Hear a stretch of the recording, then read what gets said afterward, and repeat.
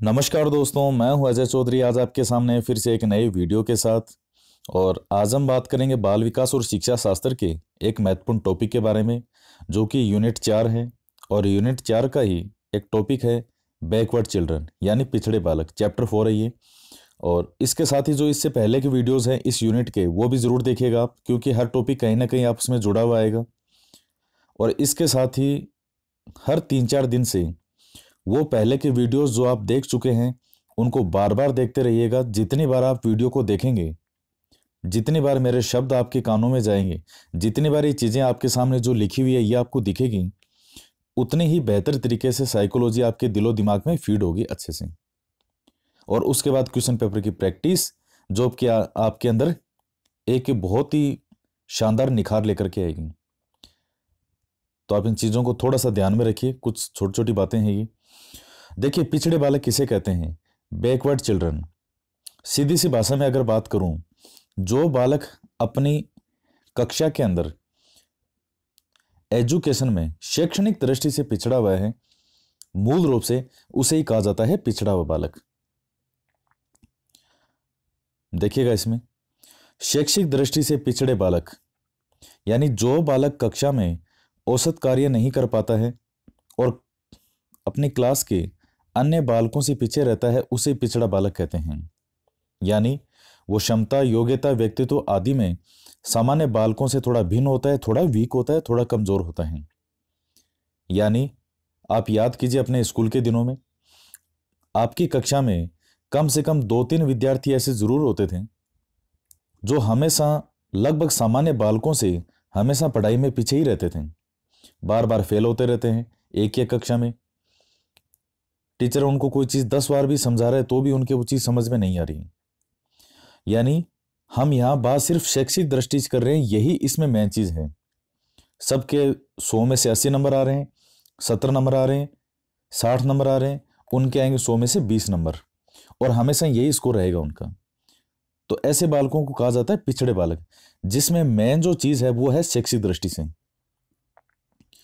अब देखिए, पिछड़ा बालक मंदबुद्धि हो ये कोई जरूरी नहीं है। मंदबुद्धि क्या होता है, ये एक इसी में एक नेक्स्ट टॉपिक है, वो आएगा, उसमें पढ़ेंगे हम मंदबुद्धि बालक किसे कहते हैं। तो पिछड़ा हुआ बालक का मतलब ये नहीं है कि वो बालक मंदबुद्धि है।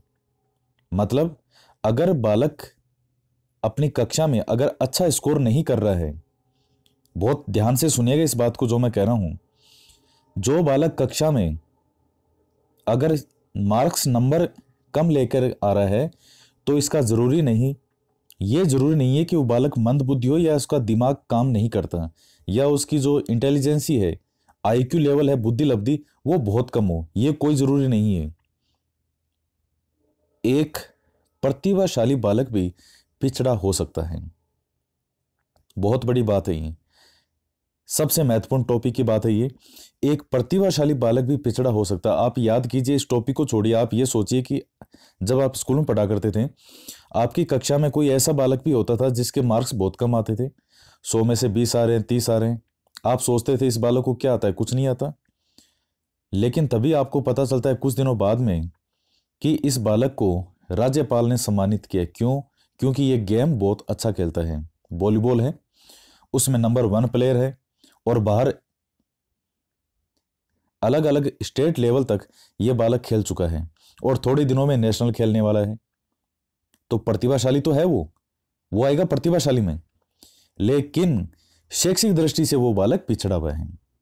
इसलिए कभी भी पिछड़े बालक से मतलब ये बिल्कुल ना लगाएं कि वो मंदबुद्धि है या उसका दिमाग काम नहीं करता। पिछड़ा होने के और भी बहुत से कारण हो सकते हैं। उसके बाद में हम बात करते हैं बार्टन हॉल के बारे में। हॉल ने क्या कहा है, इसकी एक डेफिनेशन दी है कि सामान्यतः पिछड़ेपन का प्रयोग उन बालकों के लिए होता है जिनकी शैक्षणिक उपलब्धि उनके स्वाभाविक योग्यताओं के स्तर से कम हो जाती है। देखिए, सीधा सा मतलब है कि जो सामान्य उनकी उम्र के जो बालक होते हैं एक क्लास में, उनकी उपलब्धि जो है उनसे उनकी थोड़ी कम हो जाती है। बर्ट क्या कहते हैं, पिछड़ा बालक वह है जो स्कूली जीवन के मध्य अपनी आयु स्तर की कक्षा से एक सीढ़ी नीचे कक्षा का कार्य करने में असमर्थ रहता है। इसका मतलब यह है, कोई बालक अभी अगर 8th क्लास में पढ़ रहा है तो वो 7वीं जो क्लास है उसके सवालों का जवाब भी नहीं दे पाएगा। इन्होंने बर्ट ने सीधा सा ये कहा है। अब आगे देखते हैं। उसके बाद में आता है पिछड़े बालकों के प्रकार कौन कौन से होते हैं। देखिए मुख्य रूप से 2 प्रकार माने गए हैं। मुख्य रूप से सामान्य पिछड़ापन और विशिष्ट पिछड़ापन। सामान्य पिछड़ापन क्या होता है कि यदि बालक अपने पाठ्यक्रम के सभी विषयों में कमजोर होता है तो उसे कहेंगे सामान्य पिछड़ापन। और विशिष्ट पिछड़ापन 1 या 2 विषयों में कमजोर होना, उसे कहते हैं विशिष्ट पिछड़ापन। बहुत ही सिंपल सी बात है, इसमें ऐसा समझाने वाला कुछ नहीं। विशेषताएं क्या क्या होती है इनकी। ये बालक सीखने की गति इनकी मंद होती है। इन बालकों में सीखने की जो गति है वो थोड़ी धीरे होती है, स्लो होती है। सामान्यतः किसी बालक को 2 बार समझाने से कोई चीज़ समझ में आती है तो इनको कम से कम 5 से 10 बार समझानी पड़ेगी। उसके बाद में कई वर्षों तक एक ही कक्षा में विराजते हैं, एक ही कक्षा में बैठे रहते हैं। इस साल भी 5th में है, नेक्स्ट साल मिले तो भी 5th में, फिर उसके बाद तो भी 5th में, फिर नेक्स्ट ईयर तो भी 5th में। उसके बाद आईक्यू लेवल जो होता है वो इनका 85 से कम होता है। देखिए एक फिल्म याद आई है मुझे अभी, सलमान खान की फिल्म आई थी, बड़ी प्यारी फिल्म थी जिसका नाम था बजरंगी भाईजान। हो सकता आपने ना देखी हो। इस बजरंगी भाईजान के अंदर सलमान खान को जो दिखाया गया है कि वो एक ही कक्षा के अंदर यानी 10वीं क्लास में 10 बार फेल होते हैं, 10th के अंदर 10 बार फेल। उनकी उम्र के लड़के जो होते हैं वो जवान होकर शादियां हो जाती है और ये अभी भी जो 10वीं क्लास की ही परीक्षा दे रहे हैं। तो इसका मतलब ये तो नहीं था कि उनमें दिमाग नहीं था। इसमें दिखाया गया कितने हिम्मत वाले और प्रतिभाशाली हैं वो, कि दूसरे देश से एक बच्ची आती है गलती से अपने देश में और उसको वापस उसके देश पहुंचा के आते हैं। तो ये बहुत अच्छा एग्जाम्पल है कि कोई बालक के मार्क्स कम आते हैं या फेल होता है तो इसका मतलब ये बिल्कुल नहीं होता कि उस बालक के अंदर प्रतिभा नहीं है। आईक्यू लेवल इनका 85 से कम होता है। सामान्यतः यह माना गया है औसतन व्यवहार जो है वो असमायोजित होता है। असमायोजित से मतलब होता है कि हमेशा एक सा व्यवहार नहीं रहता। पिछड़ेपन का कारण, कई कारण है बेसिक से। अब आप सोचिए क्या क्या कारण हो सकते हैं। स्वास्थ्य, हो सकता है उन बालकों का स्वास्थ्य खराब रहता हो। जब स्वस्थ नहीं रहेंगे वो तो एजुकेशन भी अच्छी नहीं रहेगी। स्वस्थ शरीर के अंदर स्वस्थ मन का निवास करता है और जब शरीर स्वस्थ होगा, मन स्वस्थ होगा तो दिमाग भी बहुत शानदार तरीके से चलेगा। इसलिए मैं भी आपको कई बार कहता हूं कि जो एजुकेशन है आपका, अभी पढ़ाई का टाइम है, इस टाइम आपका फूड होना चाहिए हेल्दी फूड, दूध, जो इस प्रकार के फ्रूट वगैरह, इस तरह के पौष्टिक आहार होना चाहिए तो दिमाग भी तेज दौड़ेगा। शारीरिक रोग से पीड़ित हो जाते हैं, कई बार कोई बीमारी हो जाती है, बीमार होते रहते हैं बार बार, हमेशा ही बीमार होते हैं।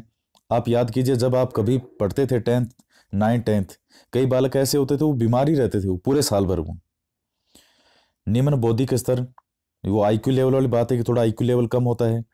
पारिवारिक वातावरण, घर में माहौल सही नहीं होता उनके। माता पिता की अशिक्षा, जब माता पिता खुद अशिक्षित हैं तो उस चीज़ को इतना बढ़ावा नहीं दे सकते कि बच्चे का जो शिक्षा है उसको घर पर बैठ के वो अगर वीक है तो उस चैप्टर को मजबूत पढ़ा पाएं। तो कई बार ये भी कारण हो जाता है। उसके बाद गरीबी, निर्धनता, विद्यालय का वातावरण, ये कई बेसिक कारण है। आप थोड़ा सा विचार करेंगे तो ये सब चीज़ें और भी बहुत से कारण आपके सामने निकल के आएंगे अगर आप सोचेंगे तो। उसके बाद में है शिक्षा व्यवस्था। शिक्षा व्यवस्था क्या होनी चाहिए इनके लिए, इनके पिछड़ेपन के कारण को जानना और उसका उपचार करना। पिछड़ेपन के कारण क्या क्या, ये सब हमने देख लिए क्या क्या कारण है, तो इनका उपचार किया जाए। जैसे मान लीजिए ये है निर्धनता, अब उस बालक के पास में बुक्स की कमी है और भी जो उसके पास सोर्स होने चाहिए संसाधन, उनकी कमी है। तब क्या करेंगे हम, उसको जो बुक्स की आवश्यकता है वो दिलाई जाए। जो उस बालक को आवश्यकता है पढ़ने के लिए वो हर चीज़ हमें दिलानी चाहिए। मनोचिकित्सक की सहायता ले सकते हैं, उचित निर्देशन और परामर्श। ये महत्वपूर्ण टॉपिक था आज का। एक बार फिर से देख लीजिए आप इसको कि पिछड़े बालक क्या होते हैं, बैकवर्ड चिल्ड्रन। मुख्य रूप से शैक्षिक दृष्टि से पिछड़े होते हैं। ये इसमें सबसे महत्वपूर्ण पॉइंट है, और यही पॉइंट है जो और पॉइंट से, जो बाकी के जो और भी हमने पढ़े हैं बालक, उनसे इसको अलग करेगा। क्या होता है पिछड़ा बालक? सामान्य बालकों से, जो उसकी कक्षा में है, उनसे मार्क्स कम लाता है, उनसे थोड़ा वीक है, उनसे पिछड़ा हुआ है, उसे ही कहा जाता है पिछड़ा बालक। उसके बाद में हमने देखे पिछड़े बालकों के प्रकार, इसकी विशेषताएं, पिछड़ेपन का कारण और शिक्षा की व्यवस्था कैसा हो। अब हम देखेंगे महत्वपूर्ण क्वेश्चन, आप सोल्व कीजिए ईमानदारी से। सबसे पहला क्वेश्चन है, पिछड़े बालकों की बुद्धि लब्धि कितनी होती है? 85, 90, 95 और 100। आप सोचिए क्या हो सकता है। तो इसका राइट आंसर हमने क्या पढ़ा है? 85 से कम, और इसमें ऑप्शन क्या है? 85 है, तो हम इसका राइट आंसर करेंगे 85। देखिए बहुत बार कुछ बालक ये कहते हैं कि सर वीडियो कई बार साफ नहीं दिखता है, तो आपका जो इसमें फ़ोन का जो वीडियो क्वालिटी का पिक्सल अगर वो 144 रहेगा तो उसमें कभी आपको साफ नहीं दिखेगा। 360 वाला जो है उसमें करके देखिएगा, बिल्कुल एकदम साफ दिखेगा वीडियो आपको, एक एक वर्ड। पिछड़े बालकों की पहचान संभव है उपलब्धि परीक्षण के द्वारा, बुद्धि परीक्षण के द्वारा, नैदानिक परीक्षण के द्वारा और सभी। तो देखिए जो हमने डिटेल में ऊपर सारा पढ़ा है कि क्या क्या इसके संभव है, शिक्षा कैसी होनी चाहिए, वो हर चीज इसमें इंक्लूड है। बुद्धि परीक्षण भी है, उपलब्धि परीक्षण भी है, नैदानिक परीक्षण भी है। ये सब उपचार से संबंधित है, बुद्धि से, उपलब्धि से। तो इसका राइट आंसर होगा सभी। देखिए इसमें जो उपलब्धि वाला है, नैदानिक से मतलब ये तो उपचार से उनसे संबंधित हो गए। जो नैदानिक परीक्षण होता है समस्या के कारण को जानना कि समस्या का कारण क्या है। एक होता है उपचार, उसका उपचार करना, वो भी है इसमें परीक्षण में। बुद्धि परीक्षण। उपलब्धि परीक्षण क्या है? देखिए उपलब्धि एक वर्ड आएगा, शैक्षिक उपलब्धि। शैक्षिक उपलब्धि से मतलब ये होता है कि उस बालक के जो साथ के विद्यार्थी हैं, नॉर्मल जो सामान्य बालक हैं, बिल्कुल उन सामान्य बालकों जितना उस बालक को ज्ञान है या नहीं। तीसरा क्वेश्चन है, पिछड़े बालकों की सीखने की गति क्या होती है? औसत, मंद, तेज और बहुत तेज। पिछड़े बालकों की सीखने की गति हमने पढ़ा है कैसी होती है? मंद होती है। शैक्षिक उपलब्धि में पिछड़ने वाला बालक कहलाता है। शैक्षिक उपलब्धि में पिछड़ने वाला बालक क्या कहलाता है? पिछड़ा बालक, विशिष्ट बालक, सामान्य बालक। ये भी सामान्य बालक, दो बार ऑप्शन में हो गया। अब क्या होगा इसका राइट आंसर? आप सोचिए। सारे चैप्टर का जो निचोड़ है वो यही है, शैक्षिक उपलब्धि में पिछड़ने वाला जो बालक है वो कहलाता है पिछड़ा बालक, बैकवर्ड चिल्ड्रन। उसके बाद में क्वेश्चन नंबर 5, पिछड़ेपन का कारण है निर्धनता, शारीरिक रोग, पारिवारिक वातावरण और सभी। सभी हैं, और भी बहुत सारे कारण हैं, तो ये सभी राइट है। इसमें निर्धनता है, शारीरिक रोग भी है, पारिवारिक वातावरण भी है, घर में माहौल अच्छा है नहीं, उसके मम्मी पापा हमेशा उसमें झगड़ा ही करता रहते हैं। अब जब मम्मी पापा झगड़ा करेंगे तो जो बालक है उस पर उसका प्रभाव है बिना नहीं रहेगा। तो दोस्तों ये थे महत्वपूर्ण टॉपिक, महत्वपूर्ण वीडियो आज के। और जब सुबह आप उठेंगे तो आपको एक शानदार वीडियो मिलेगा। तो आज के लिए इतना ही। मिलते हैं नेक्स्ट वीडियो में एक नए टॉपिक के साथ। शुभ रात्रि, जय हिंद, जय भारत।